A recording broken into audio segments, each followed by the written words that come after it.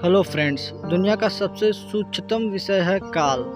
Modern science इसे time कहती है, लेकिन मॉडर्न साइंस में हमें यह जानने को नहीं मिलता कि टाइम होता क्या है।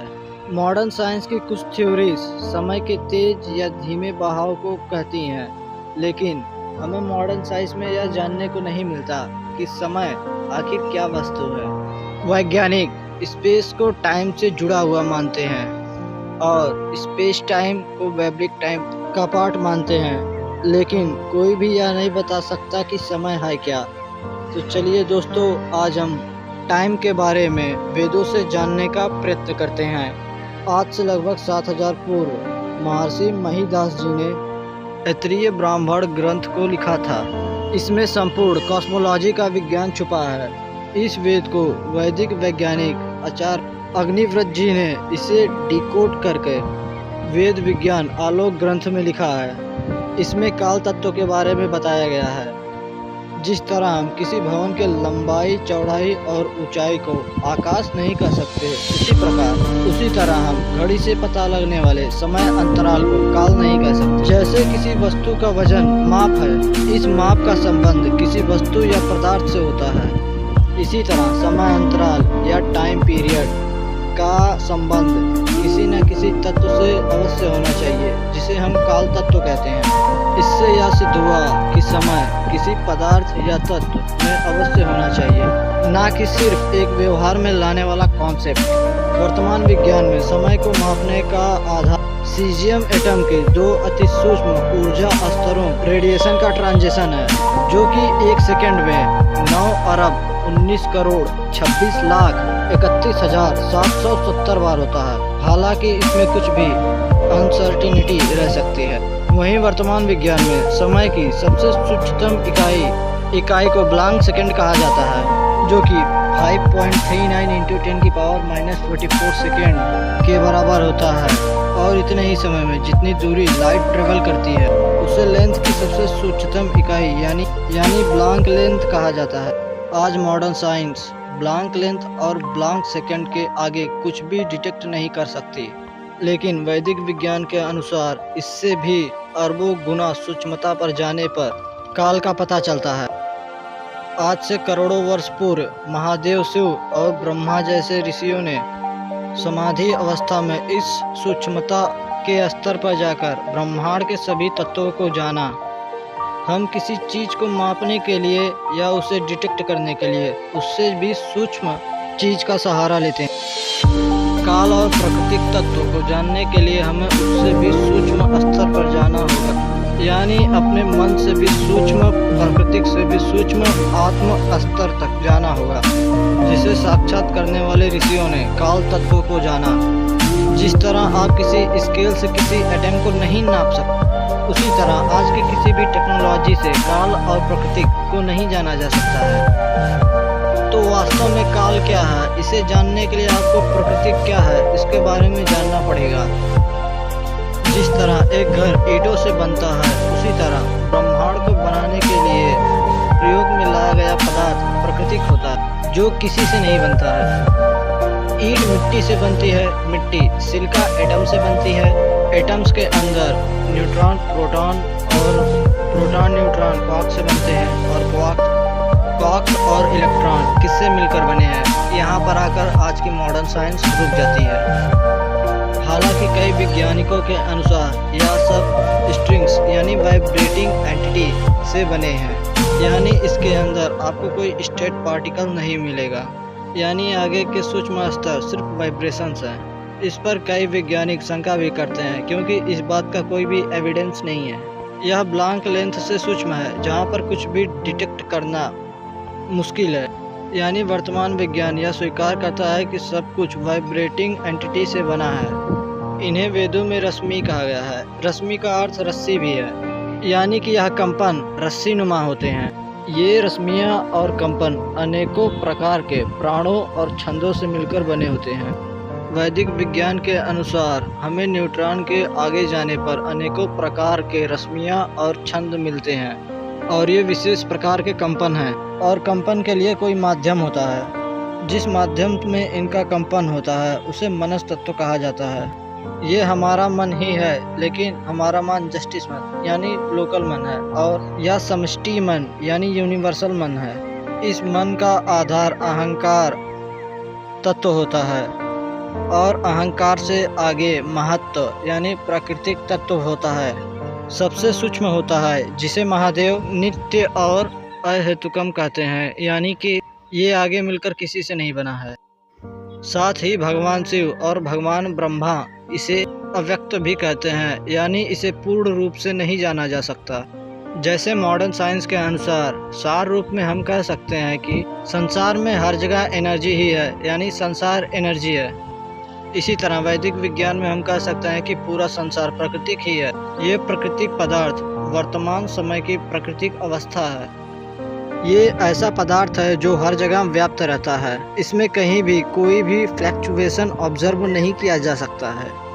इस अवस्था में कोई बल, कोई क्रिया, गति, प्रकाश, ऊष्मा नहीं होती। यह ब्रह्मांड का वह सबसे सूक्ष्मतम सॉल्यूशन है, जिसके अंदर होने वाले वाइब्रेशन से ब्रह्मांड बना है।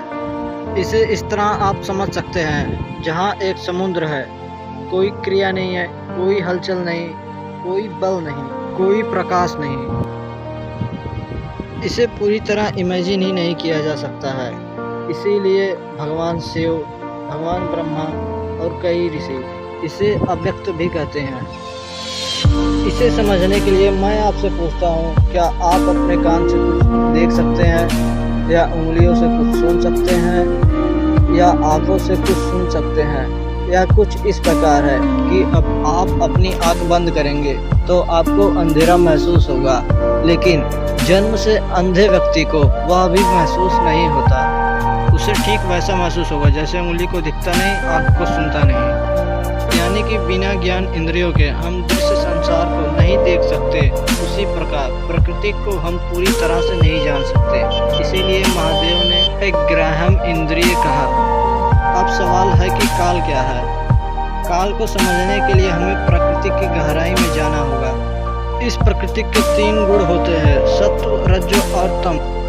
पूरा ब्रह्मांड इन्हीं तीनों गुणों के असंख्य अनुपात का खेल है। सत्व गुण की वजह से ही संसार में ग्रेविटेशनल फोर्स, प्रकाश रूपी गुण की उत्पत्ति होती है। वहीं प्राणियों में इसकी वजह से सुख शांति का अनुभव होता है। रजगुण की वजह से ही संसार में गति और प्रतिकर्षण बल की उत्पत्ति होती है। वहीं प्राणियों में इसकी वजह से चंचलता, ईर्ष्या और द्वेष जैसी गुण उत्पन्न होते हैं। और तमस गुण की वजह से ब्रह्मांड में जड़त्व, मास यानी द्रव्यमान, निष्क्रियता आदि गुणों की उत्पत्ति होती है। वहीं प्राणियों में इसकी वजह से मूर्खता, मोह और आलस्य जैसे गुण उत्पन्न होते हैं। यदि आप सृष्टि में देखें, तब यदि हम किसी वस्तु की गति को नियंत्रित किया जाए यानी उसे रोका जाए, तो उसमें से ऊर्जा उत्पन्न होती है। यानी जब रजगुण को नियंत्रित किया गया तब सत्वगुण में वृद्धि हुई। एग्जाम्पल के तौर पर इलेक्ट्रॉन के प्रवाह में प्रतिरोध उत्पन्न करने पर प्रकाश और ऊष्मा उत्पन्न होती है। महर्षि ब्रह्मा के अनुसार जब तक सत्गुण है तब तक रजगुण भी रहेगा, और जब तक तमोगुण विद्यमान है तब तक सत्व और रज दोनों गुण विद्यमान रहेंगे। लेकिन यहाँ पर पता चलता है कि सत्व और रजगुण दोनों बिना तमोगुण के रह सकते हैं। वास्तव में काल प्रकृति की एक ऐसी अवस्था है जिसमें सत्व और रजगुण दोनों साथ रहते हैं, लेकिन तमोगुण नहीं रहता है। इसलिए काल कभी भी रुकता नहीं है, वह सदैव क्रियाशील रहता है। अब हम काल को पूरी तरह से जानने का प्रयत्न करते हैं। जब महाप्रलय होता है तब ब्रह्मांड अपनी प्राकृतिक अवस्था यानी प्रकृति के रूप में परिवर्तित हो जाता है, और निश्चित समय अंतराल के बाद ईश्वर पुनः ब्रह्मांड की संरचना शुरू करते हैं। इसमें सबसे पहले काल उत्पन्न होता है, यानी ईश्वर तत्व में जीवों के लिए ब्रह्मांड को उत्पन्न करने की इच्छा या इच्छा उत्पन्न होता है। इस अवस्था में काल अव्यक्त रूप में सक्रिय रहता है। ईश्वर सबसे पहले इसे अव्यक्त रूप में व्यक्त कर देता है, जिससे अनंत ब्रह्मांड में उपस्थित प्राकृतिक पदार्थ में एक साथ ऐसा वाइब्रेशन उत्पन्न होता है जिसे ओम रश्मि कहा जाता है, या ओम रश्मि ही काल का रूप कह सकते हैं। यह ओम रश्मि पूरे अनंत आयतन में फैले प्राकृतिक पदार्थ की साम्य अवस्था को भंग करता है और प्राकृतिक पदार्थ में अनेकों प्रकार के विकार उत्पन्न करती है, जिससे प्रकृति अपने अलग अलग रूपों में परिवर्तित होती है। काल या ओम रश्मि प्रकृति को महत तत्व, वनस्तत्व आदि रूपों में परिवर्तित करती रहती है। काल एक ऐसा पदार्थ है जो कभी भी ब्रह्मांड की उत्पत्ति में उपादान कारण के रूप में नहीं उत्पन्न होता, यानी काल ब्रह्मांड के निर्माण में किसी मटेरियल के रूप में मिक्स नहीं होता है। यह हमेशा निरपेक्ष रूप में ब्रह्मांड के निर्मित कारण होता है या ब्रह्मांड की प्रतिक्रिया को प्रेरित करने वाला होता है। काल अनंत प्रकृति में प्रकट होने वाला एक ऐसा स्पंदन है जो लगभग अनंत वेवलेंथ और शून्य के रूप में के फ्रीक्वेंसी के रूप में होता है। ब्रह्मांड के स्थूल पदार्थों की अपेक्षा से यह शून्य क्रिया वाला होता है और सूक्ष्म पदार्थों यानी ईश्वर इसे जीव या प्रकृति की अपेक्षा से यह क्रियाशील होता है। इसलिए महर्षि कणाद ने काल को निष्क्रिय द्रव्य कहा है। वहीं द्रव्य के परिभाषा के अनुसार जिसमें क्रिया व गुण हो वह द्रव्य कहलाता है, यानी कि काल क्रिया तो है पर वह अति सूक्ष्म स्तर पर होती है।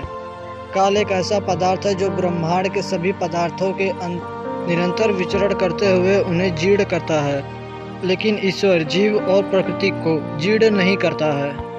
वास्तव में काल एक ऐसा पदार्थ है जो अनंत है, जो प्रकृति की एक विशेष अवस्था है जो सदैव सतत रूप में क्रियाशील रहता है और सृष्टि के उत्पत्ति हेतु ईश्वर द्वारा व्यक्त किया जाता है, जिसका स्पंदन लगभग अनंत दैर्घ्य तरंग और शून्य क्रिया वाला होता है, जिसमें सिर्फ दो गुण होते हैं, सत्व और रज, यानी जिसमें सर्व सूक्ष्म बल और सर्व सूक्ष्म क्रिया सतत्व विद्यमान रहती है। इसमें तमस गुण पूरी तरह निष्क्रिय रहता है, जिससे तमस गुण के अभाव में रुकना ठहरना नहीं पड़ता है और न ही उसकी सतत्व क्रिया और गति में किसी प्रकार की वृद्धि की संभावना होती है। इसकी क्रिया सदैव एक रस होती है।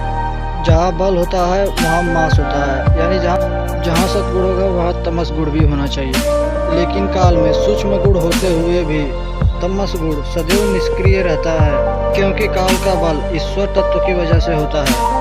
काल या ओम को शास्त्रों में ईश्वर के पुत्र के रूप में कहा गया है, यानी कि वह ईश्वर तत्व के सबसे करीब होता है।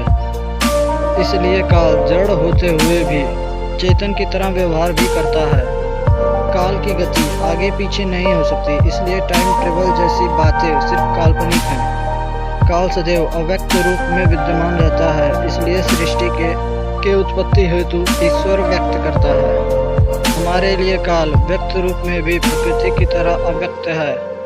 इसे भी पूरी तरह हम व्यक्त नहीं कर सकते हैं, क्योंकि जब भगवान शिव स्वयं प्रकृति को अव्यक्त करते हैं तो भला हम उसी प्रकृति की अवस्था काल को हम पूरी तरह व्यक्त कैसे कर सकते हैं।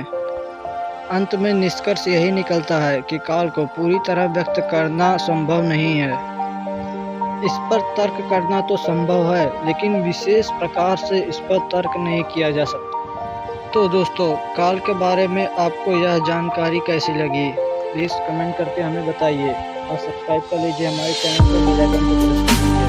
हम मिलेंगे आपसे अपनी अगली वीडियो में। फ्रेंड्स, सब्सक्राइब कर लीजिए हमारे चैनल को, बेल आइकन को प्रेस कर दीजिए।